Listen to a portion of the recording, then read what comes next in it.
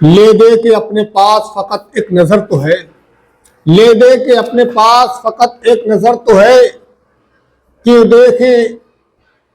دیکھیں زندگی کو کسی کی نظر پہ ہم۔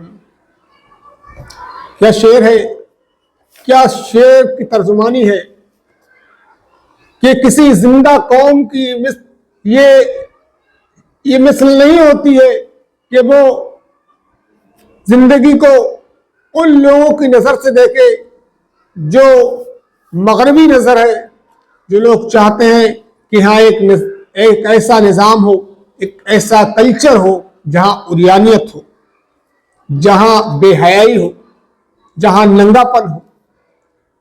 ایسی زندہ قومیں کبھی ان لوگوں کے نظریے سے اس دنیا کو اور اس زندگی کو نہیں دیکھتے ہیں جن کا مقصد یہ دنیا اور یہ زندگی حاصل کرنا ہے، یہاں کے مزے لوٹنا ہے، یہاں کی عیاشیاں کرنا ہے۔ ہمارے پاس تو قرآن ہے، ہم اس قرآن کے علمبردار ہیں، اس دین کے علمبردار ہیں جو حیا کا پیغام دیتا ہے، جو انسان کو تہذیب اور تمدن کی تعلیم دیتا ہے۔ وہ انسان کو بتاتا ہے کہ اے انسان، اے مسلمان، تجھے چاہیے کہ تو جب راستے پر گزر رہا ہو تو اپنی نظروں کو نیچا رکھ۔ ان عورتوں کو تعلیم دیتا ہے کہ کسی نامحرم کے سامنے اپنے آپ کو بے نقاب نہ کرے۔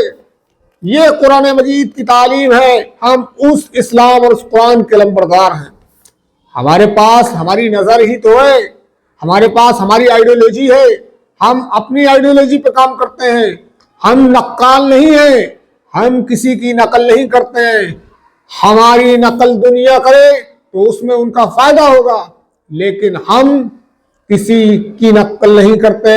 ہم اسلام کے پیرو ہیں، ہم اسلام کے علمبردار ہیں، کیونکہ اسلام سچائی کی طرف دعوت دیتا ہے، اسلام جنت کی طرف بلاتا ہے، اسلام امن کی بات کرتا ہے، اسلام شانتی کی بات کرتا ہے، اسلام تہذیب کی بات کرتا ہے، اسلام تمدن کی بات کرتا ہے، اسلام ایک سسٹم کی بات کرتا ہے، اسلام ایک نظام کی بات کرتا ہے۔ اسلام بدنظمی نہیں پھیلاتا ہے، اسلام انسان کو انسان سے لڑانے کا کام نہیں کرتا ہے، اسلام تو انسان کو انسانوں کی کھدائی سے نکالنے کی بات کرتا ہے۔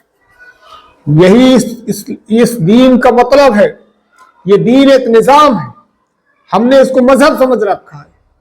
یہ اسلام ایک سسٹم آف لائف ہے، یہ مذہب نہیں ہے، یہ ایک دین ہے، ایک نظام ہے، ایک سسٹم دیتا ہے ہم کو۔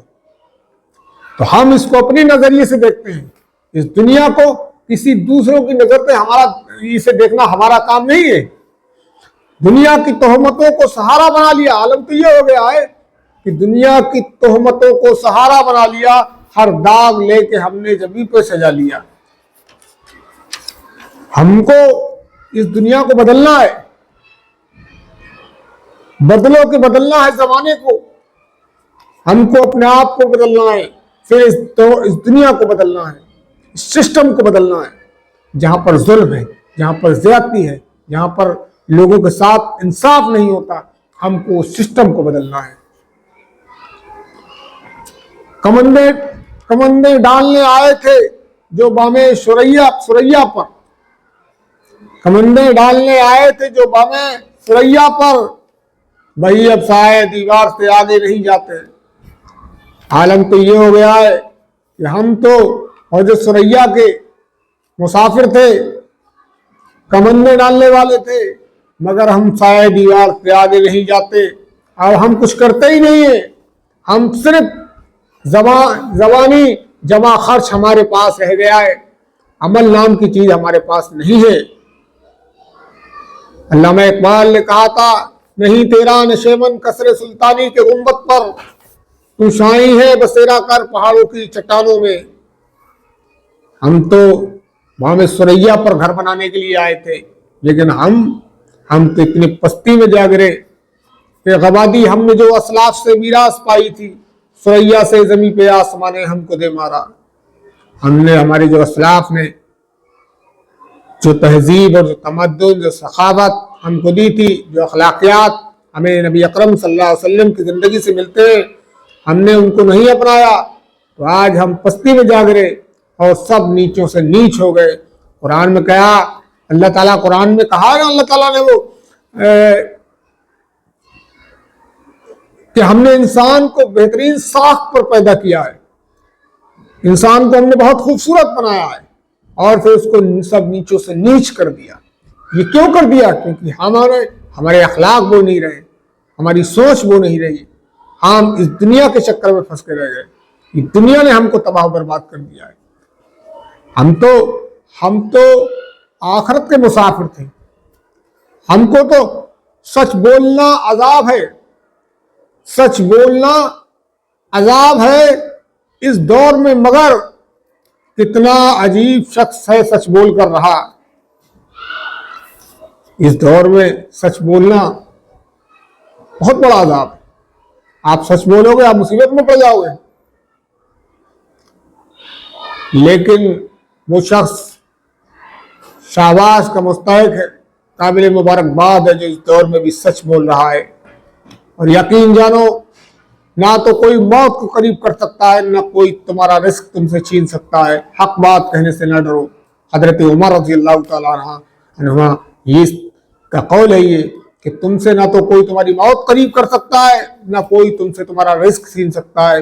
تو ہمیشہ حق بات کہو، چاہے وہ اس میں اپنوں کا ہی نقصان کیوں نہ ہوتا ہو، چاہے تمہاری اپنی ذات ہی اس میں کیوں نہ آتی ہو۔ سچائی کا دامن پکڑیے اور ہمیشہ سچ بولیے، اللہ تعالیٰ کے لیے محنت کیجیے، کلچر کو اپنی نگاہوں سے دیکھیے، اپنی تہذیب اور تمدن کو مت بھولیے، کیونکہ جو نقال ہوتے ہیں ان کی اپنی تہذیب فنا ہو جاتی ہے۔ تو آپ اسلام کے علمبردار بنیے، اسلام کے چاہنے والے بنیے، نبی اکرم صلی اللہ علیہ وسلم کو اپنا آئیڈیل اور نمونہ بنائیے۔ لقد کان لکم فی رسول اللہ اسوۃ حسنہ، نبی صلی اللہ علیہ وسلم کی زندگی میں تمہارے لیے نمونہ ہے۔ اللہ تعالیٰ سے دعا ہے کہ اللہ تعالیٰ ہمیں ان باتوں پر غور و فکر کرنے کی توفیق عطا فرمائے۔ آمین۔